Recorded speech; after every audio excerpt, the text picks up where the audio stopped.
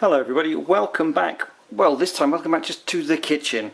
To all my regular subscribers who are expecting a quadcopter UAV kind of video, I apologise, I've got nowhere to put these yet.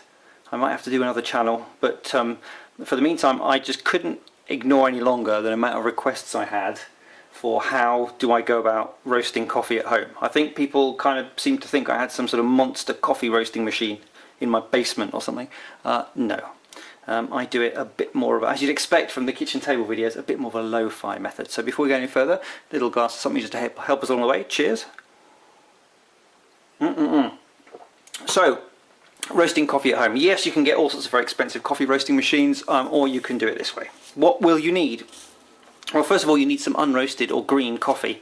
I'm really lucky. In my town there is a guy who is a coffee roaster and also does sort of loads of different varieties of teas and stuff. I don't go down that sort of shop, but he roasts his own coffee, and he has obviously the unroasted out the back, and he very kindly puts some aside, and we do a little bit of a deal, and I buy green coffee from him. If you're not fortunate enough to have a little independent roaster you can buy from, then you can get them online quite easily, loads of different varieties. This is a single origin. It's from Guatemala. It's my go-to one at the moment. It's from Cuchumatan, which is in the Huehuetenango region, and it comes from plantations just in that around that town. So yeah, that's what you need, some green coffee.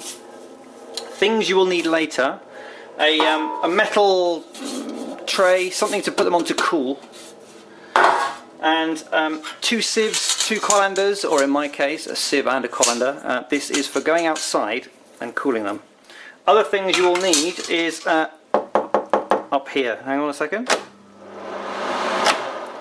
an extractor, or do this outside or somewhere. There is an element of smoke that's given off when you're roasting coffee, and you don't want to get that through the whole house. So if you've got a good extractor you should be fine. If not, you might want to shut the doors, open the windows and help it along. Or if it's a nice day, get your camp stove out and go and do it outside.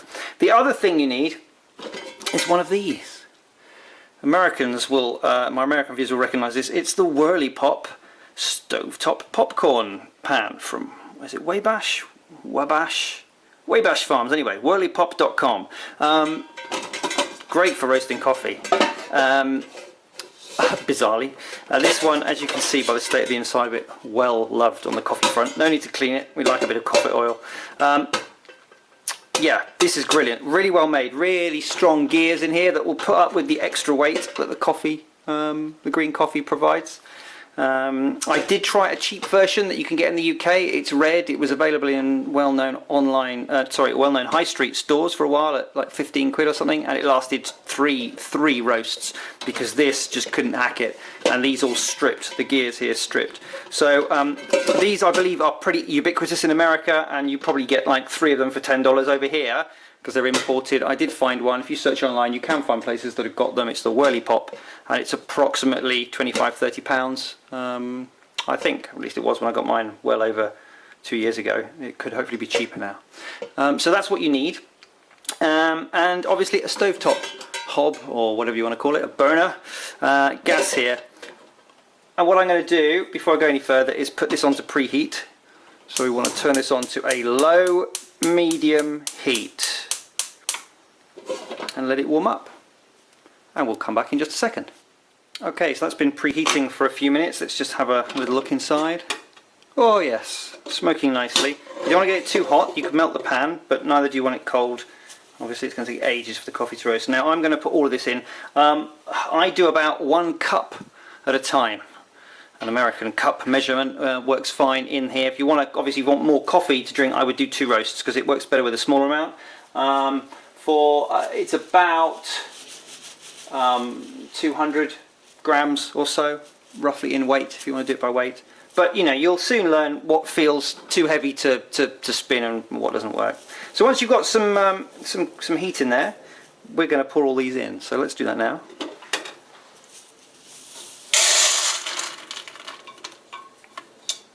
Let's shut that down. Now we've got to keep it moving.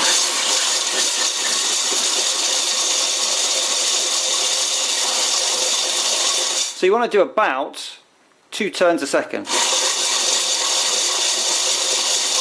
which is 120 revolutions a minute. So you can always put on your favourite dance track. and then that should be about right.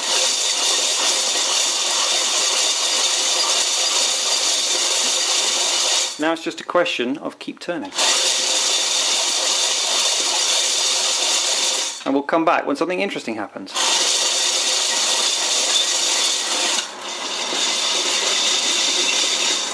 Now the first thing you'll notice,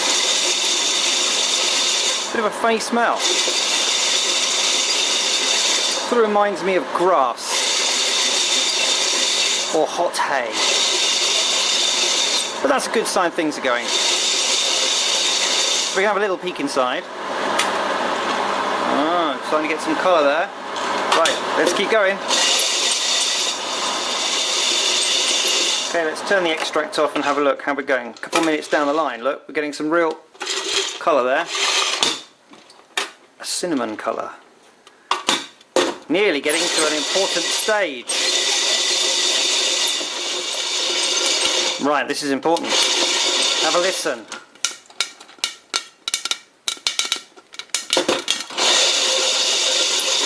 That's called first crack.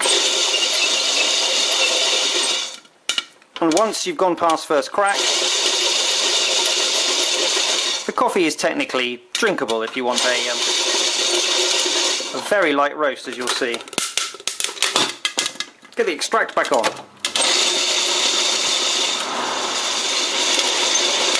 Now at this point you want to keep a close eye on things. Let's have a look. See, that's not a million miles off the roast colour I want. What you need to be doing is aiming to take it off the heat just on the lighter side of the roast that you want. And that can happen quite quickly. You can hear the cracking is subsiding.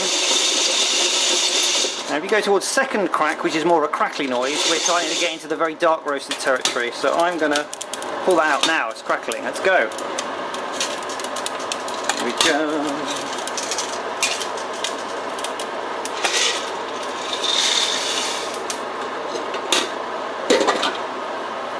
Right, I need to go take this outside and cool it down straight away. So here we are, back again. All I do is go outside.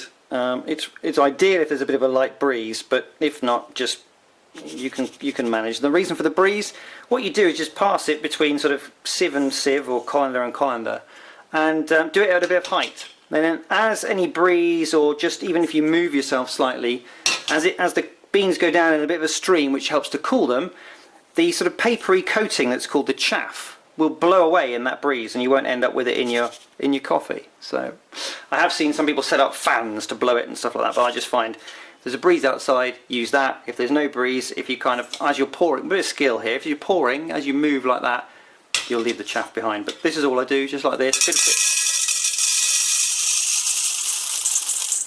Bit more height than that between the two, to the point where it's kind of hand hot, because that will stop. If you don't do that, the coffee will carry on roasting, will darken up more than you actually want. And then all I do, put it on that metal surface and let it cool. So the coffee's now cooled down. It's been sat there for 10 minutes or so, and I'm just going to pop it into a storage jar, and then I just want to talk for a second or two about when it will be ready to drink. So let's just get this in. So freshly roasted coffee gives off a lot of carbon dioxide, a lot of CO2. And it also doesn't really develop its full flavour until, I find, about 2 days or so after. I mean, you can drink it absolutely fresh. It's a lovely thing, but it gets even better about 2 days in. But what I do is for the first 24 hours, I just leave it with the container left open, and then it can degas. If you have it shut tight, it's no big deal in a good glass jar like this, but you will get a build-up of CO2, and if you sometimes open it, you can hear so just to be on the safe side, I just leave it open, let it gas off, and then as soon as you've had about 24 hours, or overnight as a minimum, you can then lock it away for the freshness. After 2 days, as I say, it'll be really nice, and yeah, it doesn't last very long, I'm afraid. I'm going to do another batch and fill up this jar. That will probably do me a week, if that. But there we go.